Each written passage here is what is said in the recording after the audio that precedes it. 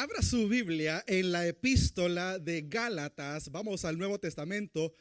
Pablo le escribe a la iglesia en Galacia y vamos a estudiar un poquitito ahí el capítulo número 5. Mientras lo encuentra y permanece así sentado por el momento, creo que todos conocemos perfectamente la historia del pueblo de Israel en el Antiguo Testamento. A lo largo de muchos estudios, de muchas predicaciones, de muchas clases, de muchas enseñanzas y de su recorrido espiritual, hemos aprendido de que el pueblo de Israel se multiplicó estando en la esclavitud de Egipto bajo la opresión del faraón. Opresión que duró alrededor de 430 años desde el momento en que José pone el primer pie en Egipto.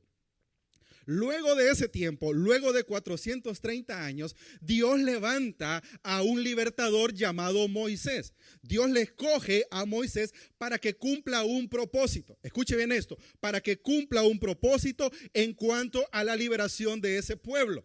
Después de castigar a Egipto, después de enviar juicios y plagas que fueron ataques directos a las deidades egipcias, la Biblia enseña que Dios mostró su poder ante las adversidades de ese pueblo, sacándolo de la esclavitud, y dice la Biblia, con mano poderosa. Y en el peregrinaje de la salida de la esclavitud a la tierra prometida, dicho sea de paso, promesa hecha por Dios al padre de la fe judía llamado Abraham en el libro de Génesis. En ese peregrinaje llegan a un punto donde se encuentran entre la espada y la pared. Hay un momento en que el pueblo de Israel se encuentra entre la espada y la pared. Hay un punto geográfico llamado Pi-Hahirot o Pi-Hahirot, que era una roca, era una cueva, donde el faraón venía siguiendo al pueblo de Israel y enfrente se encontraron con el Mar Rojo. Es ahí donde Dios hace uno de los más grandes milagros de la historia bíblica, tanto en el Antiguo como en el Nuevo Testamento. Porque aunque algunos creen e insisten que fue una fantasía, aunque algunos creen e insisten que fue un invento de la historia, la Biblia relata con tantos detalles ese evento tan maravilloso que solo aquellos que no conocen a Dios, por no llamarles ignorantes, aquellos que no conocen a Dios pueden pensar que el cruce del Mar Rojo no ocurrió. De hecho, usted y yo cantamos una alabanza que dice, hecho a la mar los carros del faraón. La Biblia relata que en ese momento Dios le dio una expresión al pueblo de Israel y le dijo, estad firmes. Diga conmigo, estad firmes. Fue una orden, no fue una opción, no fue una petición de parte de Dios. Fue una orden cuando Dios les dijo, estén firmes y vean cómo Dios se iba a encargar del faraón y de su ejército. Estar firmes para usted y para mí ahora que conocemos a Dios significa e implica fe, confianza, comunión, esperanza, determinación, valentía, paciencia y le puedo dar muchas más palabras. Pero lo que Dios les estaba pidiendo a su pueblo es que confiaran en Él. Lo que Dios le estaba diciendo y pidiendo al pueblo de Israel es que confiaran en lo que Él haría. Estaban en un problema, estaban contra la espada y la pared. Atrás venía Faraón y su ejército, adelante tenían el mar. ¿Para dónde iban a ir? Dios le dice, estad firmes. Él los iba a sacar de ese problema. Israel debía de entender que Dios no los había sacado de la esclavitud y los iba a dejar tirados en el desierto. Por supuesto, usted y yo conocemos el desenlace de la historia y cómo Dios cumplió esa promesa de llevarlos a la tierra prometida. De la misma manera, el apóstol Pablo en el Nuevo Testamento, en la carta a las iglesias en Galacia, les exhorta que estén firmes. Les dice que la libertad que los cristianos habían encontrado, que la libertad que la iglesia en Galacia tenía y que la habían encontrado a través de Jesucristo, les había liberado de la condenación, del pecado y de la ley. Los había sacado de esa esclavitud, aunque ellos, al igual que nosotros, debemos de tener muy claro que la libertad no tiene nada que ver con el libertinaje. Son cosas muy completamente separadas, porque si bien es cierto, usted y yo somos libres en Cristo, eso no significa que vamos a vivir deliberadamente. El apóstol Pablo le advierte y exhorta a la iglesia en Galacia que correr tras las falsas enseñanzas, ir detrás de las falsas enseñanzas, no es nada que le agrade a Dios. No es nada de lo cual Dios se complazca. Por eso, y eso hace que usted y yo vivamos una falsa religiosidad o una falsa libertad en Cristo. Pues bueno, eso y más vamos a estudiar esta mañana en un mensaje titulado Cuando lo pequeño contamina lo grande. Repita conmigo, cuando lo pequeño contamina lo grande. Póngase de pie ahora sí y abre el capítulo 5 de la carta a los Gálatas que tiene usted allí en su Biblia. Las iglesias en Galacia es un conjunto de ciudades que el apóstol Pablo visitó en su primer viaje misionero, y allá por el año 49 después de Cristo, el apóstol Pablo escribe a esas iglesias con un tema, en base a un tema que se llama salvación por gracia mediante la fe. Y en el capítulo número 5, el apóstol Pablo les afirma precisamente la misma expresión del Antiguo Testamento cuando dice, estad firmes. Capítulo 5, vamos a leer de los versos 4 en adelante. ¿Lo tiene? Dice el Señor en su palabra, de cierto os desligasteis de lo que por la ley os justificáis, de la gracia que habéis caído. Pues nosotros por el Espíritu aguardamos por fe la esperanza de la justicia. Porque en Cristo Jesús, escuche esto y subráyelo esto en su Biblia, porque en Cristo Jesús ni la circuncisión vale algo, ni la incircuncisión, sino la fe que obra por el amor. Digan conmigo, la fe que obra por el amor. Vosotros corríais bien. ¿Quién os estorbó para no obedecer a la verdad? Esta persuasión no procede de aquel que os llama. Un poco de levadura, leuda. Repita eso conmigo. Un poco de levadura, leuda. Verso 10 y terminamos. Yo confío respecto de vosotros en el Señor, que no pensaréis de otro modo, mas el que os perturba llevará sentencia. Quien quiera, cierren sus ojos y oramos en esta mañana. Padre, en el nombre de Jesús, te damos gracias, bendito Dios, por tu amor, por tu bondad, por este día que nos has regalado, por la vida, porque tenemos el privilegio, Señor, de estar delante de tu presencia esta mañana con un corazón alegre, con un corazón agradecido. Señor, hoy es tu día. Hemos dejado nuestros quehaceres, hemos dejado nuestras comodidades para poder venir a adorarte. Te pedimos, Señor, que abras nuestro entendimiento espiritual, que abras nuestros oídos espirituales, que abras nuestros ojos espirituales y que tu palabra pueda hablarnos a cada uno de nosotros el día de hoy. Perdona nuestras faltas, perdona nuestros errores, perdona nuestros malos sentimientos, nuestros resentimientos. El día de hoy, Señor, queremos tener un tiempo de comunión contigo y alimentarnos de tu palabra. Háblanos, por favor. Te lo pedimos en acción de gracias en el nombre de Jesús. Amén y amén. En la vida espiritual, mis queridos hermanos, los pequeños errores no siempre parecen los más peligrosos al inicio, pero tienen el poder de afectar toda la fe de una persona, incluso a una iglesia entera. Por eso el apóstol Pablo le escribe a la iglesia de Galacia lo que estamos leyendo y les advierte de un peligro y de un problema bastante serio.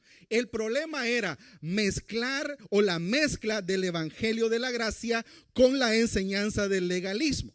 Se lo repito, el problema era la mezcla del evangelio de la gracia con la enseñanza del legalismo. Ese era el objetivo y el objetivo de la epístola a los Gálatas. Porque hablar de una falsa enseñanza es lo mismo de hablar de la negación de las verdades fundamentales de la fe cristiana. En este pasaje que estamos leyendo en el capítulo número 5, el apóstol Pablo usa una imagen de la levadura, que es algo pequeño pero es poderoso, para poder explicar cómo una falsa doctrina, cómo una falsa enseñanza puede contaminar la verdad del evangelio. Por muy pequeño que sea, por muy insignificante que sea, una falsa enseñanza puede contaminar la verdad del evangelio de nuestro Señor Jesucristo. Y las iglesias en Galacia estaban siendo influenciadas por aquellos llamados judaizantes. Los estudiantes de teología o de liderazgo ya saben de lo que estoy hablando, pero se lo voy a explicar a usted. Usted va a escuchar en la historia bíblica o en la historia secular la famosa palabra judaizantes. ¿Quiénes son esos? Bueno, era un grupo de personas que existieron adelante o a partir del siglo número 1 que eran judíos radicales. Estas personas exigían a los que no eran judíos o a los gentiles de que ellos, si querían convertirse a la fe cristiana o a la fe de Dios, tenían que seguir las leyes de sus antepasados, tenían que seguir la ley judía, la ley de Moisés, pero más específicamente la circuncisión. Por eso yo le dije que pusiera atención en el versículo número, se lo dije creo que el número 6, donde el apóstol Pablo les está diciendo de que no es si la circuncisión es válida o es inválida. Lo que importa es de que no necesariamente lo externo es lo que a Dios le agrada. Pero vamos a ahondar un poquitito más allá adelante de todo eso. Lo que le vengo a decir es de que la falsa enseñanza que estos judaizantes estaban dando a las iglesias en Galacia era como una levadura. Y Pablo toma esa imagen para decirle, tengan mucho cuidado, porque una falsa enseñanza también es aquello que declare todo aparte de la Biblia. Voy a cambiar esa oración. Una falsa enseñanza es todo aquello que declare algo aparte de lo que la Biblia dice. ¿Hoy sí lo entendió? Una falsa enseñanza es todo aquello que declare algo aparte de lo que enseña la Biblia.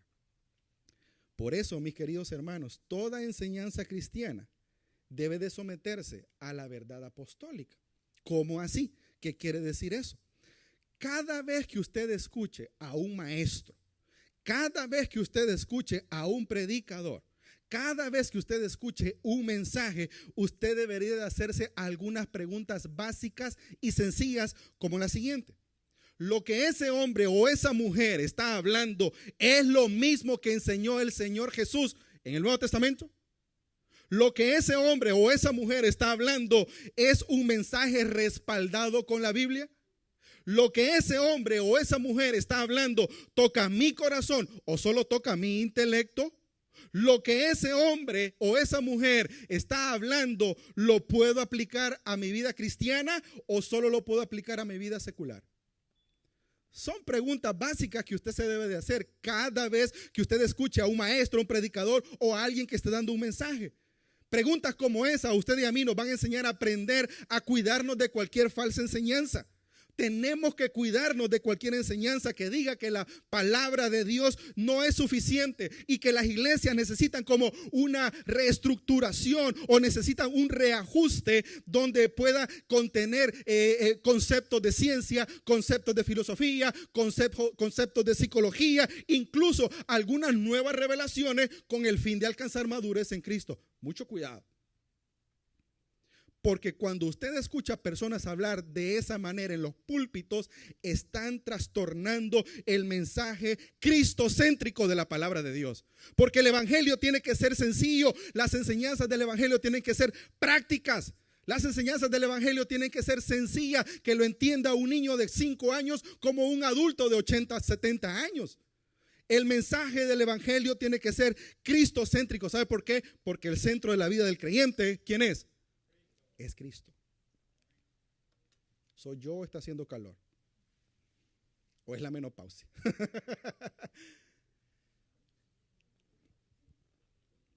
Los púlpitos deben de ser la plata. Y cuando digo púlpito me refiero a estos escenarios, a los que usted ve, las iglesias. Los púlpitos deben ser utilizados como una plataforma directa para poder llevar el mensaje del evangelio al pueblo que lo necesita. Y si ese mensaje es de exhortación, pues que exhorte. No solo siempre va a ser de amor, no solo siempre va a ser de felicidad. Si es de exhortación, pues que exhorte. Si es de consuelo, pues que nos consuele. Si es de motivación, que nos motive, que nos reanime, porque la palabra de Dios es así. Si es de doctrina, bueno, que ministre, que nos alimente. A eso hemos venido. Pero si es de evangelismo, también que nos haga reflexionar y que tenemos que actuar. Porque mire, mi amado hermano, yo creo que usted, Dios, no nos deja mentir de que hay enseñanzas que comienzan con un tema y terminan con otro tema. ¿No le ha pasado eso? A mí me ha pasado varias veces. Hay enseñanzas que comienzan con un tema, quizás como el perdón, y terminan hablando de finanzas, terminan hablando de deporte, terminan hablando de religión, de cualquier otra cosa. Y al final de 40 minutos, la congregación que vino con un corazón dispuesto, y no es culpa suya, sino es de culpa de los que se paran en las plataformas, sale vacía. Esto es como cuando usted va a un buffet. ¿A cuánto le gustan los buffets? Usted tiene una gran variedad y usted anhela. Cuando usted ve la palabra buffet, usted ya piensa en el banquete que se va a dar. Y usted va en la mente, en el camino, bueno, voy a agarrar esto, voy a agarrar lo otro, voy a esto, voy al postre, voy a ir a mi lugar de buffet favorito. Usted se lo mete en la mente. ¿Qué pasaría si usted llega al buffet y solo encuentra 2 platos servidos? Usted se decepciona, usted sale triste y sale vacío. De la misma manera, mi amado hermano, tenemos que tener mucho cuidado porque usted viene con un corazón dispuesto a alimentarse y muchas veces salimos vacíos sin recibir nada. Pues mira, a veces solo recibimos historia, a veces solo recibimos fábulas, a veces solo recibimos experiencias personales y fábulas. Por ese tipo de situaciones, el apóstol Pablo exhorta a la iglesia en Galacia en el capítulo 5 que usted y yo estamos leyendo. Hagamos el análisis. Vamos al versículo número 4, que es donde comenzamos nuestra lectura. En el versículo número 4 dice: de Cristo os desligasteis por los que por la ley os justificáis. De la gracia habéis, ¿de dónde cayeron? ¿Quiénes cayeron de la gracia? Los que se desligaron. ¿Y de quién se desligaron? De Cristo. ¿Por qué se desligaron? Porque se justificaron, ¿de qué? De la ley. En primer lugar, cuando te alejas de la gracia, mi amado hermano, fue una advertencia fuerte. Porque cuando una persona intenta justificarse por sus obras, se está alejando de la gracia de Dios. Cuando una persona intenta justificarse por sus obras, se está alejando de la gracia de Dios. Porque no es posible depender de Cristo y de la ley al mismo tiempo para salvación. Escuche bien esto. No es posible depender de Cristo, de su misericordia, de su amor y de la ley al mismo tiempo para salvación. El problema no era muy grande a simple vista, según usted lo lee en el versículo número 4, porque probablemente usted puede leer eso y no ve ningún problema. Pero va mucho más allá. Pero ese problemita era suficiente para que las personas se alejaran de Cristo. El problema está en sustituir la gracia por las obras. El problema está en sustituir la gracia de Dios, el sacrificio de Cristo, por las obras humanas. No es posible. No se puede. No se puede. Porque cuando se añade algo al sacrificio de Cristo, se distorsiona el evangelio. Cuando se añade algo a la muerte de Cristo en la cruz del Calvario, se distorsiona el evangelio. Y hoy también eso ocurre.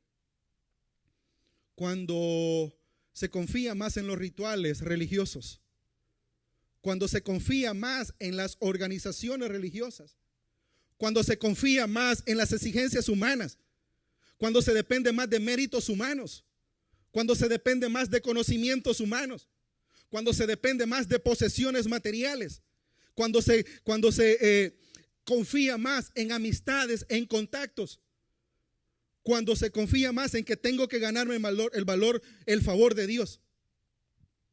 Pero la única verdad clara es la siguiente: la gracia de Dios es lo único que usted y yo necesitamos para salvación y vida eterna. Efesios 2:8 dice: por gracia sois salvos por medio de la fe. Y eso no es de ustedes, no es de vosotros, es un regalo, es un don de Dios. Y no es por obra, no es por méritos, no es por actitudes, no es por contactos, no es por ganarse el favor de Dios. No es por obras para que nadie se confíe. La salvación es por gracia. Y el apóstol Pablo les dice: ustedes ya son salvos. Ustedes ya conocieron ese favor. Ustedes ya disfrutaron de la dependencia de Dios. ¿Por qué se desligaron? Y ahora se están desligando porque están creyendo y están volviendo a justificarse por la ley. Que la ley dice, me tengo que lavar las manos. La ley dice que me tengo que vestir de esta manera. La ley dice que tengo que comer esto. La ley dice que tengo que hacer lo otro. ¿Es malo? No, pero no es suficiente. Y el apóstol Pablo le dice, ustedes de la gracia habéis caído. Y en el versículo número 5 le da vuelta un poco al asunto y comienza a exhortarlos. Y en el versículo número 5 dice, pues nosotros por el Espíritu aguardamos por fe la esperanza de justicia. Y el verso 6 lo recalca, porque en Cristo Jesús ni la circuncisión vale algo, ni la incircuncisión, sino que, hermanos, sino que, subraya esa palabra. La vida cristiana se vive por fe. Y Pablo contrasta dos formas de vivir. La religión, que es el esfuerzo humano, la religión, que son los lineamientos humanos, y la vida espiritual, que es por fe. La vida espiritual que depende de Dios. La vida espiritual que agrada a Dios. Y deja bien claro, lo que importa no es lo externo, no es la circuncisión, no son las obras, no es la vestimenta, no son los rituales. Lo que sí importa es la fe que obra por el amor. Porque la verdadera fe no se queda solo en palabras. La verdadera fe produce amor, obediencia y transformación. Esta semana hablábamos con los estudiantes de liderazgo acerca de este punto, hablando de humildad, hablando del amor para el servicio. Estamos preparando líderes que sean humildes, líderes que no sean soberbios, líderes que tengan amor, que tengan empatía. Son cualidades de líderes. Y hablando del amor, yo le hacía una pregunta a ellos, ¿no es cierto? ¿Cuántos de ustedes han estado enamorados? Levanten la mano los de aquí. ¿Quiénes están enamorados alguna vez? ¿Cómo saben ustedes que el amor que decían tener era cierto? ¿Cómo saben que el amor que ustedes decían tener a esa persona era cierto? ¿O cómo ustedes creían que la persona que estaba al lado suyo les decía que les amaba? ¿Cómo ustedes lo creían? ¿Por las palabras? Por las acciones. Lo mismo es la fe. La fe verdadera no se basa en palabras. La fe verdadera produce amor, obediencia y transformación. Son acciones. Porque la vida cristiana no se basa en esfuerzos humanos. La vida cristiana se basa en fe, en la obra del Espíritu Santo, en la esperanza de Cristo. Por eso la fe verdadera espera en Dios y no espera en desempeños personales. No espera en capacidades personales. Porque usted puede tener muchas capacidades, pero puede tener poca fe. Y usted puede tener mucha fe y puede tener muchas capacidades, porque lo externo no define lo espiritual. Usted puede tener una Biblia muy bonita. Usted puede tener una biblioteca de Biblias en su casa. Pero eso no significa que usted tenga fe. Usted puede hacer miles de cursos y aprender todos los conceptos que usted quiera. Y tener los títulos colgados en la pared.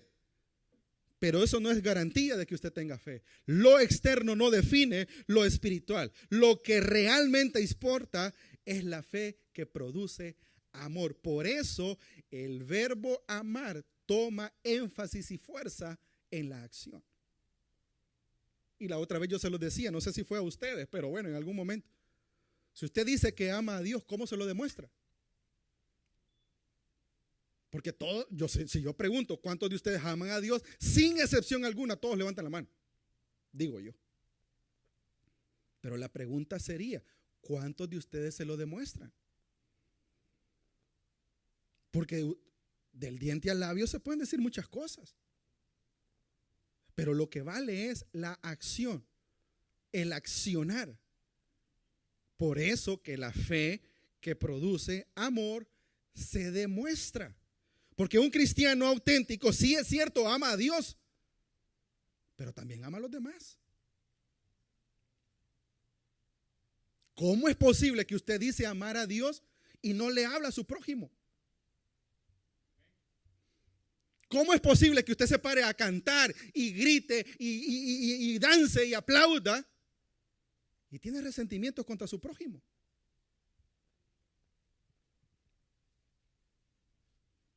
¿Cómo es posible que usted ayune, que usted evangelice, que usted ofrende, que usted diezme y todavía siente odio por una persona?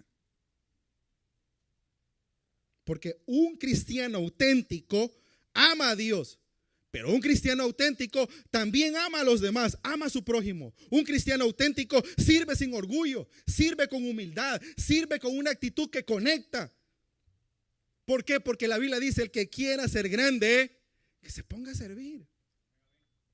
Una actitud que conecta. Ayer escuchábamos una conferencia de nuestro pastor general en la central, muy buena. Y él comenzaba su exhortación diciendo: actitud no es lo mismo que aptitud. La actitud es lo que usted conecta, sus acciones. Cómo usted se maneja con las personas, cómo es su vida diaria, su contacto con las personas. Y la aptitud son las capacidades, son las cualidades, son los talentos, lo que usted aprende, sus conocimientos. Y uno no depende de lo otro. Porque usted puede tener muchas buenas aptitudes, muchos buenos conocimientos, pero su actitud es pésima. Vive amargado, vive enojado, vive resentido, vive molesto, vive orgulloso. No es humilde. Y alguna persona puede tener muy buenas actitudes, muy amable, muy servicial, muy cordial, muy alegre, sin tener aptitudes, sin tener estudios, sin tener conocimiento. Por otro lado, un cristiano auténtico, mi amado hermano, no vive de una apariencia religiosa, sino vive de una fe real. Un cristiano verdadero no vive de una apariencia religiosa, sino de una fe real. Y por eso el apóstol Pablo le dice: porque en Cristo Jesús, en el verso número 6, ni la circuncisión vale algo, ni la incircuncisión. La circuncisión es un pacto del Antiguo Testamento que Dios lo hizo con Abraham. Fue un pacto, una señal. Pero en el Nuevo Testamento eso no es que quede inválido, pero no es suficiente. Porque usted puede estar circuncidado y lejos de Dios. Jesús dijo: lo importante es la circuncisión del corazón. Usted puede estar circuncidado físicamente, pero su interior no lo está. Y lo que pesa para Dios es el corazón. Le hacía a los alumnos también una pregunta: ¿cuántos creen que Jesús es Dios? Levante la mano. Levante la mano si usted cree que Jesús es Dios. Los que no la levanten me preocupan y les voy a enseñar algo y venga y vamos a orar al final. ¿Ok? ¿Cómo se lo demuestran a alguien que no sabe eso? Bíblicamente. Bueno, voy a retomar el argumento que estoy hablando ahorita de la circuncisión del corazón. ¿Quién es el único que conoce nuestro corazón? ¿Quién? Así lo dice el libro de los Salmos, ¿no es cierto? Examina, oh Dios, mi corazón y ves en mí ahí no sé qué cosa. ¿Sí? Va. En el Nuevo Testamento, un día los religiosos estaban cavilando. Cavilando es maquinando, pensando, debatiendo cosas en contra de Jesús. Y Jesús le dice: ¿por qué caviláis eso dentro de vuestros corazones? ¿Qué significa eso? Conocimiento eterno. Conocimiento eterno. Y el apóstol Pablo le dice en el versículo número 6: no es la circuncisión lo que vale, sino la fe que obra por amor. Y ustedes ya lo encontraron, le decía el apóstol Pablo. Ustedes ya lo descubrieron, ya se deleitaron, pero hay un problema. Hay un problema. Y el problema comienza en el versículo número 7. En el versículo número 7 hay un estancamiento. Y dicen que el agua cuando se estanca, ¿qué pasa? Apesta. El agua cuando se estanca, apesta. Por eso el proceso de purificación es mucho más costoso financieramente y es un proceso más largo. Muchos de ustedes tienen filtros en su casa, ¿no es cierto? ¿Por qué lo tienen? Porque me engancharon. ¿Por qué tienen los filtros de agua? Para purificar el agua. Y los que se dedican a este negocio le hacen pruebas, ¿no es cierto? Y le demuestran: mire, el agua que usted está contaminando, que usted está usando, perdón, está contaminada. En las grandes plantas de purificación de agua, los procesos químicos biológicos son muy largos para purificar el agua. Y es un proceso bastante costoso. Ahora, ¿cuánto necesita usted para contaminar el agua? ¿Qué tan rápido puede contaminar el agua? Segundos. Basta con que yo tire una basura, basta con que yo tire un químico, basta con que yo haga algo y el agua se contamina. En el versículo número 7 hay un estancamiento y la iglesia se detuvo de acuerdo a la carrera que ellos iban, de acuerdo al encaminar que ellos ya habían encontrado. Se detuvieron y se detuvieron por la religiosidad, se detuvieron porque creían que las obras les iban a hacer avanzar. Y en el versículo número 7 hay un problema. Vosotros corríais bien. Vosotros corríais bien. Ustedes iban bien. Ustedes tenían buena doctrina. Ustedes tenían buen crecimiento espiritual. Ustedes tenían buen crecimiento numérico. Las iglesias estaban prosperando espiritualmente. La gente llegaba, los visitaba, se alimentaban porque había buena doctrina. Había crecimiento espiritual, oraban unos con otros, había coinonía, había comunión entre los hermanos, compartían el pan, compartían los alimentos, compartían las necesidades, oraban los unos por los otros, había armonía, había evangelismo, había ayuda al prójimo. Ustedes iban bien. La iglesia de Galacia iba por un buen rumbo. Los líderes estaban haciendo buen su trabajo. Los pastores estaban haciendo buen trabajo. Se estaban esforzando, había esfuerzo, lo hacían con dedicación, lo hacían con entrega, lo hacían con pasión, lo hacían con devoción. Vosotros corríais bien, pero salió el pelo en la sopa. ¿Quién os estorbó? ¿Cuál fue el obstáculo para no obedecer a la verdad? Para volver atrás, para volver a la ley, para volver a la religión, para volver a depender de sus capacidades y no de la fe que produce amor. ¿Quién nos estorbó? Hay muchas cosas que pueden estorbar. Si lo hablamos espiritualmente, las falsas enseñanzas es un estorbo.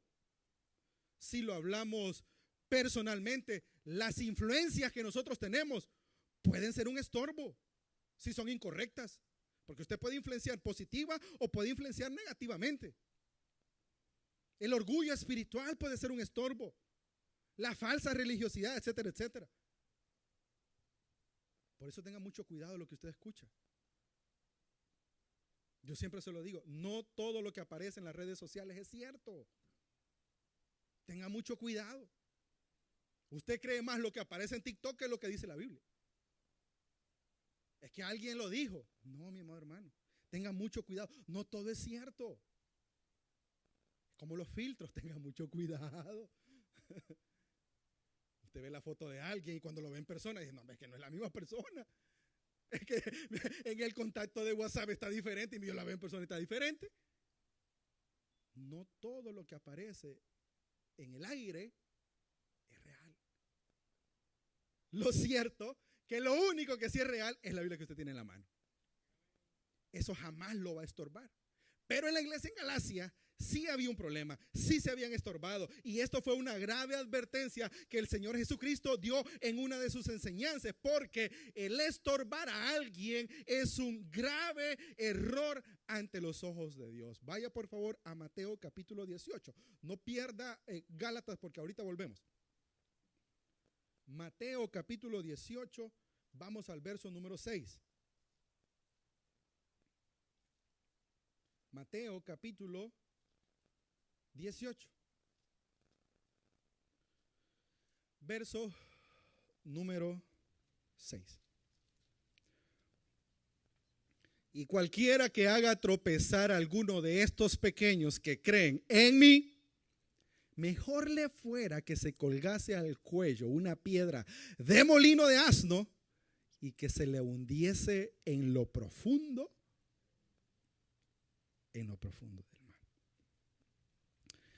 El contexto de ese versículo que usted y yo estamos leyendo arranca donde el Señor Jesucristo está enseñando acerca de la humildad.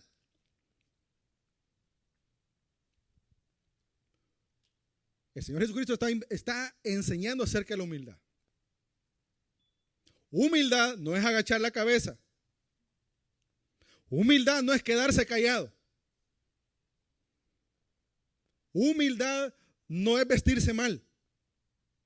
Humildad es reconocer sus errores cuando Dios le dice que usted está equivocado. Humildad es reconocer y aceptar cuando alguien le dice, me parece que usted no está haciendo lo correcto. ¿Entiende la diferencia? Humildad no es quedarse callado. Usted tiene el derecho de hablar y defender sus posturas.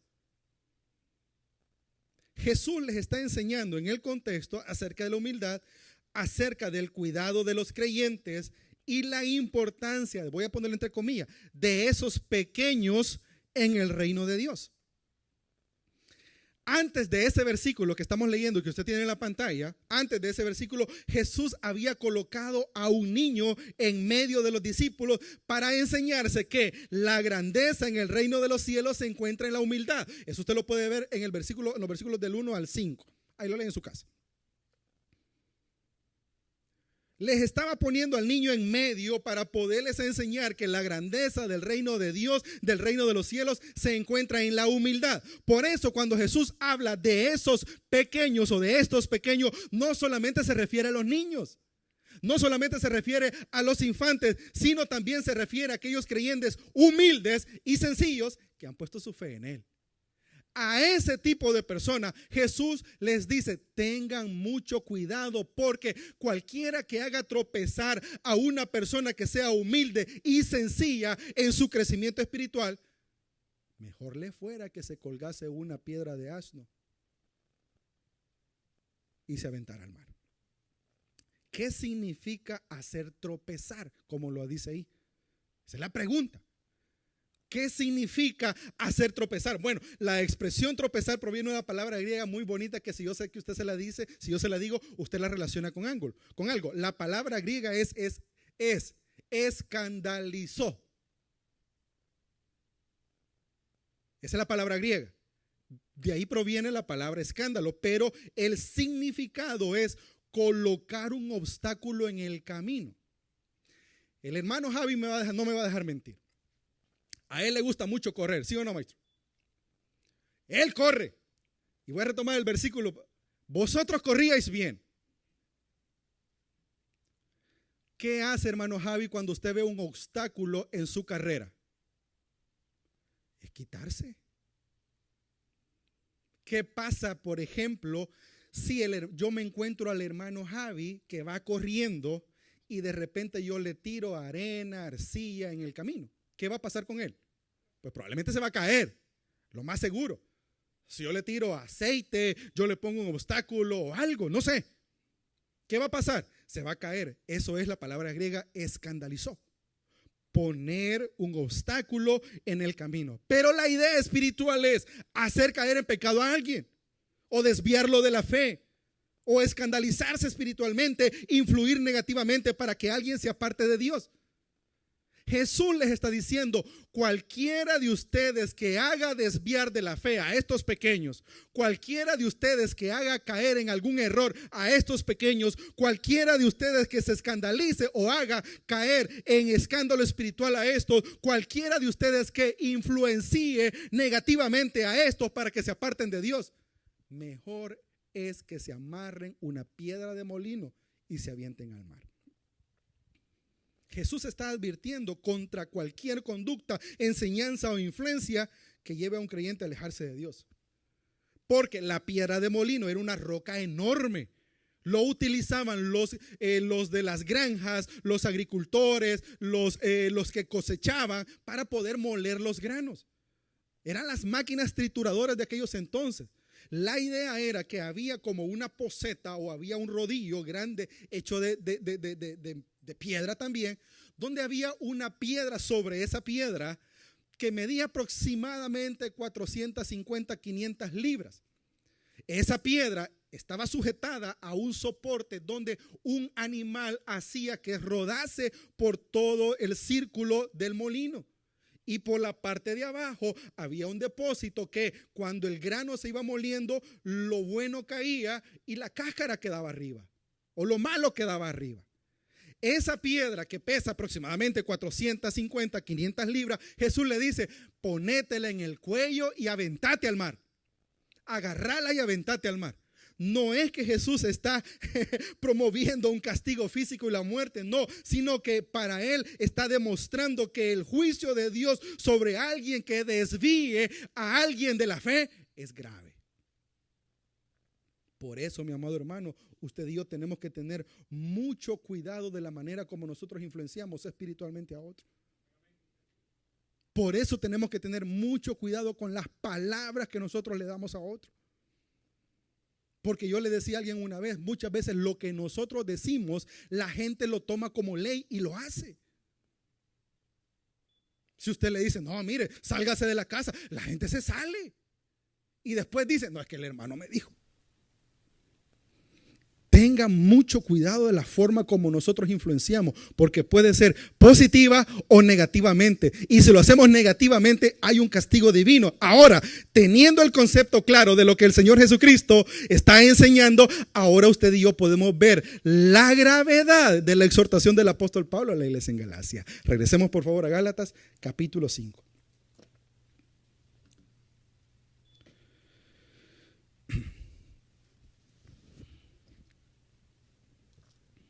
¿Quién os estorbó para no obedecer a la verdad? Verso número 9. Un poco de levadura leuda toda la masa. Significa que una mala enseñanza puede hacer colapsar toda una congregación.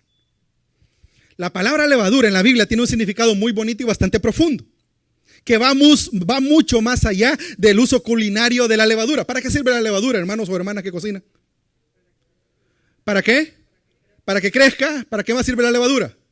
Mario, ¿para qué sirve la levadura? Está dormido.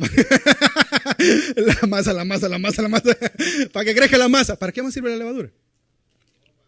Para fermentar, es correcto. En el contexto bíblico, la levadura se asocia con transformación.